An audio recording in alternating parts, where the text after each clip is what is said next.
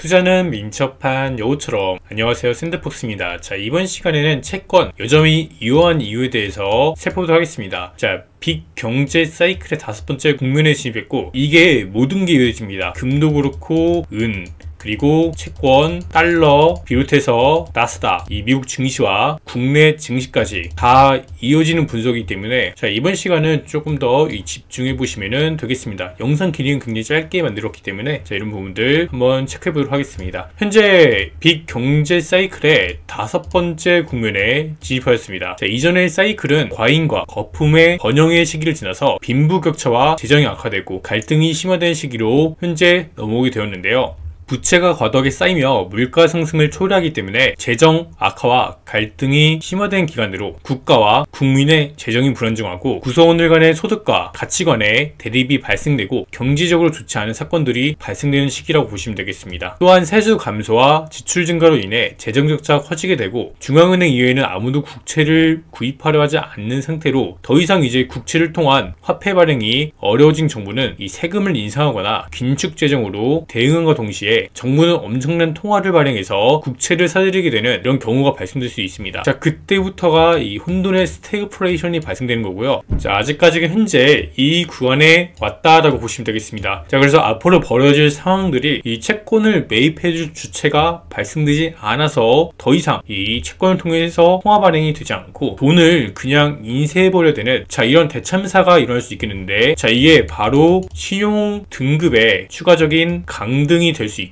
자, 이러한 이 신뢰 저하와 함께 오는 인플레이션이 되겠죠. 그래서 이 시기부터는 금과 은이 오르게 되는 거고, 지금 현재는 이 단계로 가고 있는 과정 속에서 이 부채에 대한 문제들이 나오고 있기 때문에 이 부채 문제로 인해서 유동성 쇼크 현상이 이 하반기부터 내년 1분기 사이에 벌어질 것이다 라고 계속 강조해서 말씀드리는 거고, 자, 이 기간 동안에 당연히 이 미국채 수익률이 올라가겠죠. 자, 이런 부분이 악순환이 계속해서 벌어질 것이다. 그래서 이 하반기에는 미국 증시도 그렇고 국제 금 가격도 그렇고 TLT, TMF도 좋지 않은 모습들을 보일 수 있겠습니다. 반면에 달러는 갑자기 이제 급등해버리는, 자, 그래서 달러 자산이 부족해지기 때문에 단기적으로 유동성 쇼크가 생기기 때문에 이런 부분에서 단기적으로 급등하는 부분이 있다라고 보시면 되겠습니다. 자, 그래서 이 단계를 이제 가는 과정에 있다라고 보시면 되겠고, 자, 이 단계가 지나가면은 그때부터는, 자, 이러한 현상들이 더 발생되겠죠. 이러한 일련의 과정들로 인해서 움직인다 라는 부분을 일단 먼저 아시면 되게 좋겠습니다. 영원한 것은 없고 모든 것은 변화한다는 것을 역사 속에서 우리는 찾아볼 수가 있고, 이 변화에 잘 대처하려면 사이클 내에서 어느 위치에 있는지,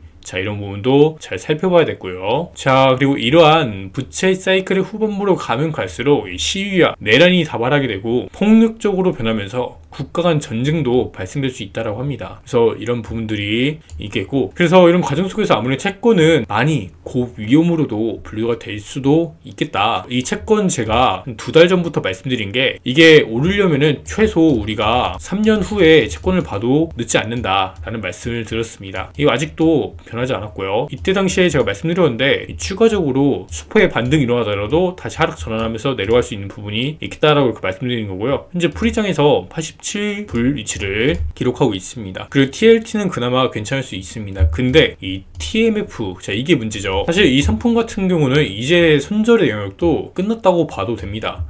자, 일단은 제가 이 분석한 게 이때부터기 때문에 좀 많이 늦은 감이 있었어요. 이때 계속 하락한다라고 말씀드렸는데, 좀 많이 조금 더 일찍 제가 분석을 시작했다라면은 많은 분들이 그래 좀 더 경각심 갖고 투자에 좀 보수적으로 들어가지 않았을까 하는 그런 생각이 있는데, 일단 이런 부분들을 조금 마음이 조금 좋지 않고요. 현재 이 풀이장에서 4.74불 이렇게 기록하고 있고, 일단 4불 한번 깰 가능성도 일단 존재합니다. 자, 이런 부분이 있기 때문에 제가 뭐 어떻게 해라, 자, 이렇게 들을 수 있는 부분은 없겠고, 조금 전에 말씀드렸다시피 이러한 일련의 부채 사이클을 거쳐서 결국에 이 부채 문제가 터진 다음에 이 스태그가 발생되는데, 스태그의 발생이 결국에 채권을 매입해줄 주체가 없기 때문에 이런 부분에서 재매입을 통해서 통화 발행이 된다. 자, 이런 부분에서 재매입을 하는 과정 속에서 시중에 돈이 더 풀리기 때문에 스테이가 발생되고 좋지가 않다는 말씀을 드리도록 하겠습니다. 그래서 이런 과정 속에서 이 달러는 지금 계속해서 올라가고 있고요. 이 와이코프 패턴이 나왔다고 말씀드린 이 구간부터 해서 여기서부터 분석이 시작했죠. 달러 인덱스는. 그래서 강세를 보이고 있고, 추가적으로 한번 하방에 대한 갭을 이었기 때문에 추가적으로 연장해서 올라가는 지금 흐름들을 보여주고 있습니다. 그래서 매물대를 한번 쌓고 가는 게 가장 좋은 이렇게 흐름인데, 쌓지 않고 바로 올라갈 경우도 이런 거는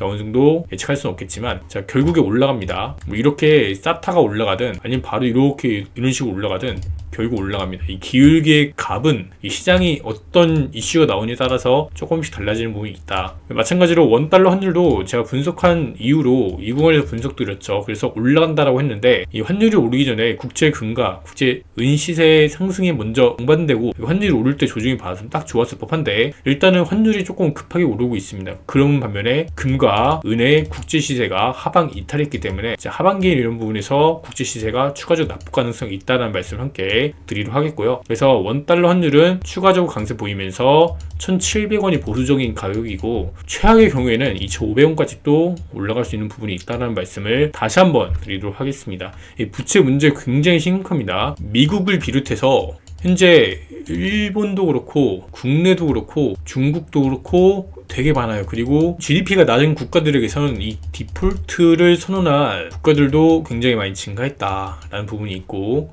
그래서 이런 부채 문제들이 이제는 계속 막을 만큼 막았는데 정부에서 나서서 막아도 막을 수가 없을 정도로 이제 커졌습니다. 그래서 이게 하반기에서 내년 1분기 사이에 터질 가능성이 높아졌다. 환율은 지금 먼저 올라가고 있는 거고요. 올라간 다음에 보통 터지게 되면서 그때부터 장대로 올라가게 됩니다. 자, 이런 부분이 있다는 거를 말씀드리겠습니다. 일단 한번 눌렸을 때 사면 좋다라고 말씀드렸는데, 이게 눌리는 게 폭이 좀 작았어요. 이번에 조금 시원하게 한번 이렇게 눌려주고 이렇게 가면 좋았을 텐데, 이제 살짝밖에 안 눌렸다, 이런 부분이 있는 거고, 다시 한번 추세를 밟으면서 올라가는 캔들이 형성되고 있기 때문에 지금 뭐 당장 사더라도 크게 이렇게 물리거나 이런 건 없습니다. 환율은. 달러는 계속 올라갑니다. 이렇게 살펴봤는데요, 결국에 이 채권이 여전히 위험한 이유는 현재 빅사이클의 5번째 국면에 진입했기 때문이고, 높은 부채 문제와 함께 오는 국가 국민 재정의 악화로 인해서 이런 부분들에서 이제 문제가 발생하고 있다. 그래서 세수 감소와 지출 증가로 중앙은행 이해는 아무도 국채를 구입하지 않으려는 단계까지 서서히 가고 있기 때문에 현재 이 구간에 가는 과정 속에 있고, 그래서 현재 채권 투자는 굉장히 위험할 수 있다. 기본적으로 앙드리 토랄이 달걀명에서 보면은 금리가 다 오르고 금리가 내려가는 시기의 투자로 나와 있어요. 마찬가지로 지금 금리가 올라가는 시기고, 섣부르게 금리가 뭐 내년에 당장 내려갈 거다, 올해 당장 내려갈 거다, 이렇게 생각하는 걸 일단 이렇게 점도표나 예상치는 그렇게 나와 있지만, 이 미래라는 건 이런 부채 문제가 터졌을 때에 대한 경우의 수는 넣지 않았기 때문에 우리는 이 부채라는 걸 조금 진짜 신중하게 생각해볼 필요가 있겠습니다. 만약 부채 문제가 터지게 되면은 이 금리에 대한 미래 예상치도 다 변경되게 됩니다. 그래서 현재 중요한 건 이 부채다. 부채를 잘 봐야 된다 라는 거고요. 그래서 이번 시간 이렇게 채권 분석 짧게 해봤는데요, 구독하고 좋아요, 알람 설정까지 누르시면 소식 빠르게 받아보실 수 있겠습니다. 감사합니다.